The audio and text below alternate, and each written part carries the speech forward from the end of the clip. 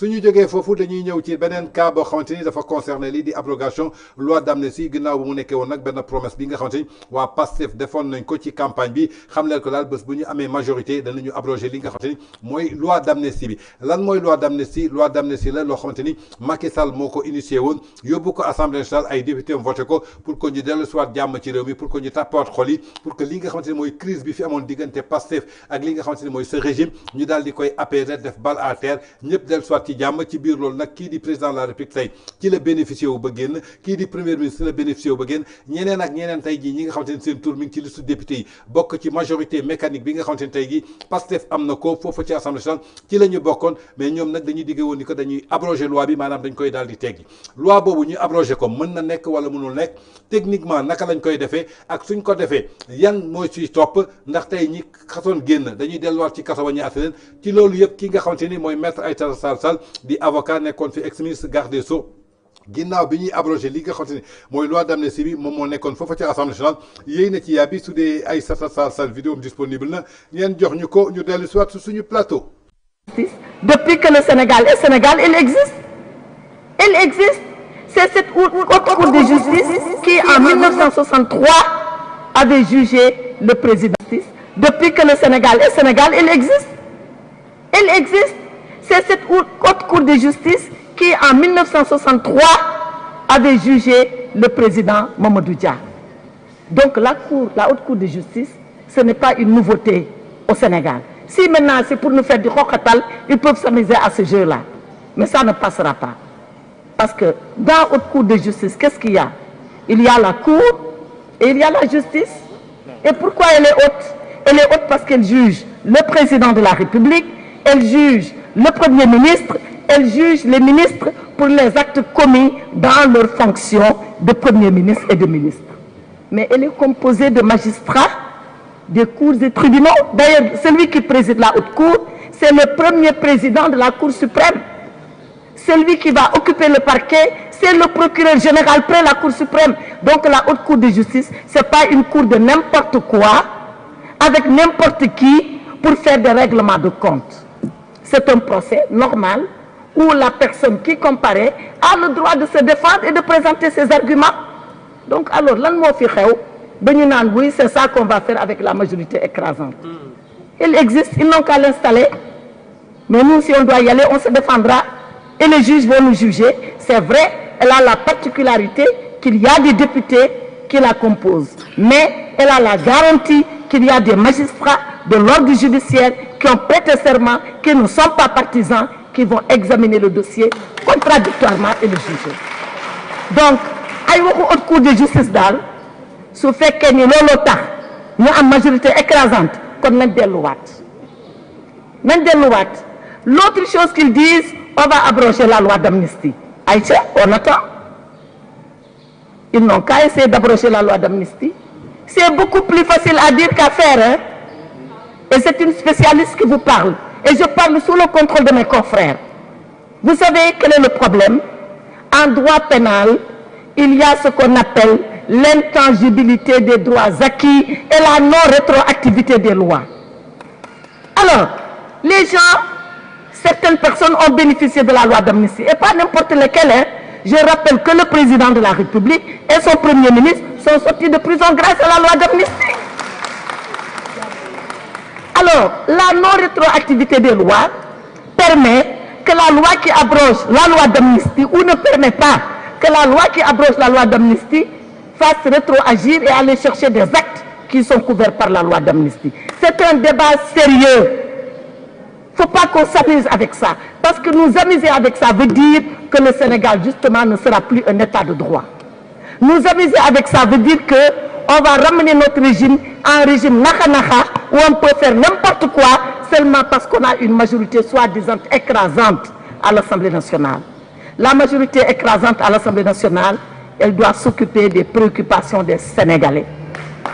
kon ñoo ko déggandoo muy réaction maître Aïssata Tall Sall ex-ministre des gardes des Sceaux sous le régime de Macky Sall ginnaaw nag bi nga xamante ni Pastef am na lii di majorité écrasante mais ci biir wax ji ñaari wax la ñu dégg muy haute cour de justice. C'est quoi la haute cour de justice? C'est pas une n'importe quelle haute cour de justice parce que dafa am cour am justice ba pare am haute maanaam kawe na kawewaay boo xamante ni cour la ak justice comme cour nu mu fi amee justice am fi tey jii lenn la mooy ñu koy composé dafay permettre tey jii loolu daal di àtte li nga xamante ni mooy le président de la République ak ñi nga xamante ni ay ministre la ñu woon nekk en fonction ñu dénk leen alal réew mi ñu njort ni que daal que def nañu ay njuuj njaaj ñu teg leen ci kanamu li nga xamante ni mooy haute cour de justice ñu taxaw daal di défendre indi seen ay argument justice indi seen argument lenn moo ci am particularité dina am ay députés yoo xamante ni ñoo koy composé mais teewut li nga xamante ni mooy ay magistrats yu acerné xam droit xam loi dañ koy teewee donc du dara loo xamante ni tey jii mën nañ ko utiliser pour di ko foowee jàppee ni ko daal mën nañ ci def ay règlement de compte donc c'est quelque chose boo xamante ni c'est peine perdue alors que lii ñuy lu mën daal tey di ko wax ñu foog ni lu bees sàq la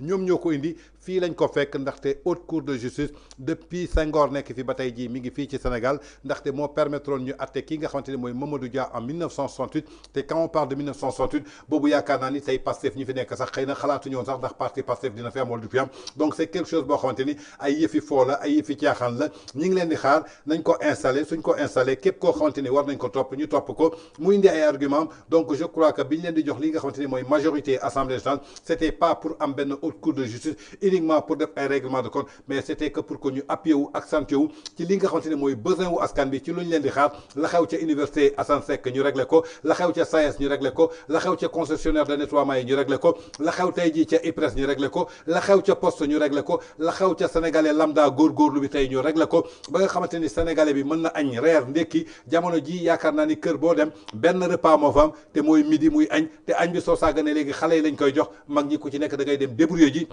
Donc je crois que c'était pas ce Sénégal qu'on attendait d'eux malgré le rêve boo xamante ni jaay nañ ko Sénégalais malgré la solution boo xamante ni jaay nañ ko Sénégalais malgré le changement boo xamante ni jaay nañ ko Sénégalais malgré cette rupture systémique boo xamante ni jaay nañ ko Sénégalais mais rien de cela n'a été fait uniquement di utiliser benn majorité boo xamante ni pencum ndaw réew mi lañ la wax da nga fa dem toogal fa 18 millions d'habitants malgré sax peut-être mën nañu jàpp ne amu leen légitimité ndaxte raw gàdd lañ leen falee foofu en tant que député suñu xoolee ñi voté ci fichier bi matuñu 50% donc xaaju sax ñu inscrire ci fichier bi soit tabbuñu leen mais teewut dañuy sukkandiku ci li nga xam ne mooy la démocratie teewut ay député ngeen je crois que li ëpp solo maanaam mooy lan ngeen def ay projet de loi yoo xamante ne tey mën na soppi xar kanamu Sénégal président def ay projet de loi yoo xamante ni intérêt sénégalais yëpp lay doon ñu jébbal leen ko ngeen voté ko sénégalais bu yeewoo Sénégal gis njëriñam rupture systémique bi ñu gis ko tey lii nga xamante ni mooy justice yenn yoo xamante ni ay failles la ci ñu xool ko naka la ñuy changer loi bi daal di koy dindi je crois que l'article 92 bu cour conseil constitutionnel juróon na fi ay coow ci élection présidentielle yi maanaam décision c'est irrévocable malgré defoon nañu erreur ci kaw Rose Wardini teewut mënuñu ci dellu ginnaaw def nañu erreur ci kaw Karim Wade mënuñu ci dellu ginnaaw yooyu ngeen dellu soit que ba Sénégal teguwaat ci benn base tegu ci raay boo xamante ni bu stable la donc je crois que c'est plus important quant à la loi d'amnistie nag boobu ba tey ñi ngi koy dégg di ko wax loi d'amnistie bi kan lay favoriser kan moo ciy bénéficier ñaari personnalité yi gën a important tey ci Sénégal c'est grâce à cette loi d'amnistie moo tax tey ñu am ay postes de responsabilité bi ci njëkk mooy suñu président de la République bi ci topp mooy suñu premier ministre tey loi d'amnistie boobu dafa am loo xamante ni c'est pénal am loo xamante ni dafa am rétroactif est-ce que tey ñoom xam nañu lan mooy techniquement lii di loi d'amnistie bi est-ce que mën nañ ko abroger wala mënuñu ko abroger suñ ko abroger ban suite lay indi suñ ko abroger lan la mën a yokkaat ci Sénégal suñ ko abroger lan la mën a changer ci Sénégal ak ñoom est-ce que dañuy delluwaat en arrière pour delluwaat pour ñu àtte ji leen est-ce que loolu yëpp day nekk loi d'amnistie bi si kan ak kan la ko ça veut dire que dafa doon ay nit yoo xamante ni dañuy nekk di sukkandiku ci benn wax boo xamante ni xamuñu lu ko togg xamuñu lu ko tëgg xamuñu lu ko ñuluk xamuñu lu ko yàq xamuñu lu ko teg ci taabal nit ki nag am na loo xamante ni soo ko maîtriser wul xamoo ko na néew li nga ciy wax ndaxte fees na del ci làmmiñu sénégalais yi est-ce que tëgguñu tey ci biir loi d'amnistie bi ay ponk yoo xamante ni day tere nit wax ci loi d'amnistie bi mais ba tey jii ñëpp a ngi taxaw di ci wax bërki démb dégg ngeen fii juriste yi lu ñu wax dégg ngeen ñi nga xamante ni seen xam-xam dafa màcc jëm ci wàllu droit démb invité naa fi kii di Maître Amath Thiam di consultant judiciaire di président mouvement justice sans frontières lu mu leen xamal maanaam techniquement naka lañ koy defee mën nañ ko def pour lan parce que assemblée nationale moo ko voté woon ay député la ñu indil loi bi ñu yëkkati seen loxo ni oui ñu voté ko ay député lañ koy yóbbulaat ñu voté seen loxo ñu ne oui ñu dindi ko loolu mën na nekk mais suñ ko dindee lan mooy topp ci loolu ba ñu voté la leen ñu promulgué ko lan lañ def dañu dem ci kaso bi génnee ñëpp est-ce que fii suñu nee teggi nañu loi d'amnistie boobu dañuy delluwaat ci kër gi jëli ñëpp dugal ci kaso bi est-ce que xam nañu ñooñu fan la ñu nekk ana dossiers yi ana juge yu ko yoroon ana preuve yi donc je crois que ce sont des choses yoo xamante ni dañu war a xam ne que on est dans une république le Sénégal est fondé sur des chartes et des institutions muy ay fondements yoo xamante ni ñoo yor république am na yoo xamante ni kenn du ko caaxaanee rax ci dolli li nga xamante ni mooy matière justice bañ ngeen ko ba ci wolof dañ leen naan justice dafa sew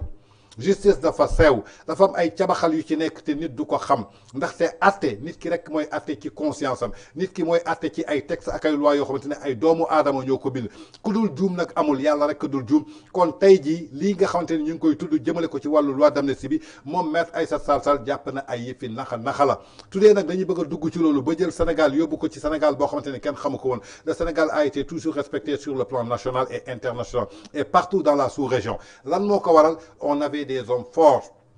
On avait des hommes forts, on avait des institutions fortes yoo xamante ni ci loolu la ñu reposé woon teg ci suñu démocratie di ci liggéey de 1960 à nos jours donc bu ñu yàq loolu ci ay waxul naxa une majorité mécanique ça doit servir au peuple sénégalais une majorité mécanique ne doit pas servir pour faire des vengeances une majorité mécanique ne doit pas servir pour prendre des gens et les emprisonner nit amul dara lu muy yokk ci biir réew demagoo benn dëkk ñi la tëjal nañ la fa tant de personnes dëkk boobu moo gën a développé tëj nit kaso dafa mën tabax pont tëj nit kaso dafa mën a wàññi dund bi tëj nit kaso dafa mën a wàññi essence tëj nit kaso dafa mën a wàññi électricité tëj nit kaso dafa mën a indi xëy ci biir Sénégal je crois que nañu bàyyi caaxaan bi te dem liggéey jamono ji ci loolu lañ toll en tout cas muy ay analyses yoo xamante ni je crois que kii di maître Aïssata Tall Sall di avocat international nekkoon fi ministre garde des Sceaux xam lan mooy justice xam lan mooy loi xam nuñ koy tëggee xam ratification yi nga xamante ni Sénégal signé na ko ci ay conventions internationaux donc je crois que tey su taxawee di leen wax da ngeen war a ubbi seen nopp déglu ko yéen ñi ko bëggoon def sax ngeen xool ni que ñun ñii kat comprendre lu ñoon fii imaginez tey ci ñi war a def assemblée nationale sur les 165 députés mën naa jàpp 35 mooy opposition bi foofu mën naa fa génnee quand même ay kàngam ay borom xam-xam ay cadres yoo xamante ni xam nañu état dugg lu ñu feneen mais su ma demee ci majorité bi est-ce que tey am naa certitude que ñii kat xam nañu lan mooy loi xam nañu lan mooy justice xam nañu lan mooy jurisprudence xam nañu lan mooy rétroactivité est-ce que xam nañu lan mooy procédure code de procédure pénale bu Sénégal donc loolu yëpp il faut que ñu def ci attention et on essaie de sauver notre Sénégal car notre Sénégal se repose ci ñi nga xamante ne tey ñoom lañ ko dégg te dañu war a jël Sénégal yóbbu ko en avant mais pas en arrière parce que de 2012 à 2024 Macky Sall yëkkati na Sénégal ba teg ko fenn ci àdduna bi am fa benn positionnement donc lu ñuy xaar de 2024 à 2029 ñu ne Macky Sall baar bi mu yóbbuwoon Sénégal lii di Bassirou Diomaye Faye ak son gouvernement yóbbu nañ ko ci beneen baar boo xamante ne tey Afrique ñi ngi gën a tiitaroo Sénégal le monde entier ñi ngi gën a tiitaroo Sénégal mais pas ñi jëm ci ay recul démocratique ba tugg ci ay lois yoo xamante ni amul benn sens je crois que la vengeance doon na loo xamante ni kenn taamu ko ci li nga xamante ni mooy gouverner une nation la nation pour que nga gouverner ko da ngay yaatu dënn doon ay homme d'état wàññi révélation wàññi wax di jëf-jëf ju bëri di xool naka ngay def ba tey sa Sénégal bokk ci réew yi nga xamante ni ñoo gën a développé ci àdduna je crois que muy ay éclaircissement yoo xamante ni kii di maître Aïssata Tall Sall indi na ko jëmale ko daal ci li nga xamante ni mooy haute cour de justice ak li nga xamante ni mooy loi d'amnistie bi nga xamante ni fan yëpp ñu ngi koy dégg ci làmmiñ yi ñi nga xamante ni mooy majorité écrasante bi nga xamante ni am nañ ko muy listu parti Pastef ba tey suñ jógee foofu dañuy dellu soit fii nga xamante ni kii di président de la République mi ngi doon présider lii di journée internationale jëmale ko daal ci wàllu daara yi ginnaaw nag lépp loo xamante ni